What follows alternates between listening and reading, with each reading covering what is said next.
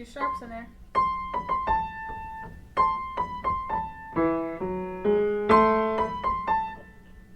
Emmy has Leber's congenital amaurosis.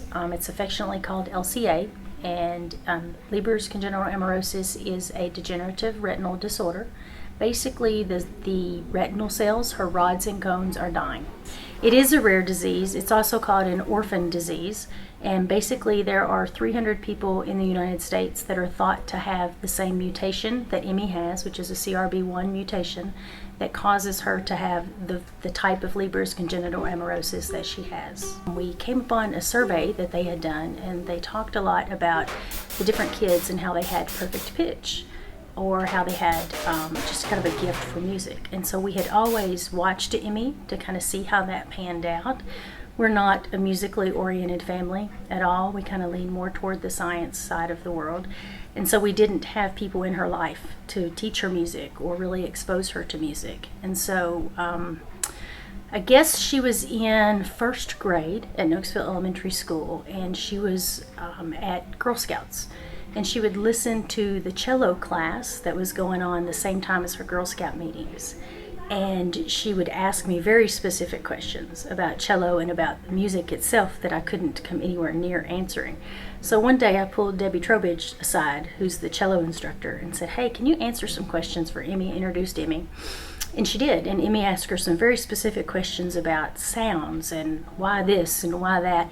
And so Debbie pulled me aside and she said, "Hey, I think you need to maybe give them a call at Allegro." I did, and so I gave them a call and kind of told them about her disorder and about her blindness and about her ability to kind of pick instruments out of songs that she's never really even heard. She could differentiate the sounds even though she's never really had exposure to those instruments. And they said, "Well, we've never had a blind student, so let's see what we can do." So they started her on piano.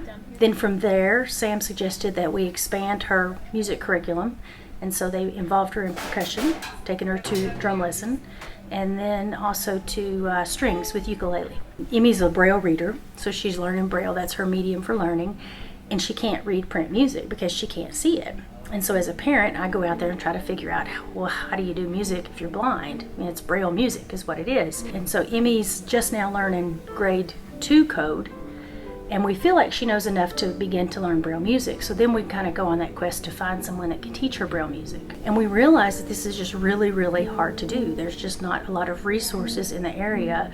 There aren't a lot of resources out there that you kind of have to go hunt and find them. And so with that, Sam and Lachelle and I have talked, and we've spent a lot of time trying to find those resources, trying to figure out, what does that mean? If we're having this problem, what does that mean for the community, for the larger community, for the area, for the region?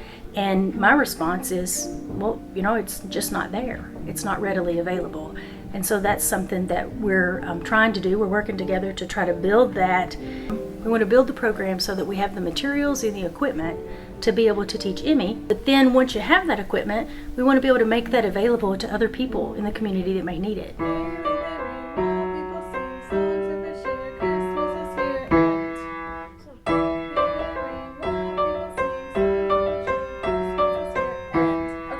you want to learn pattern 4?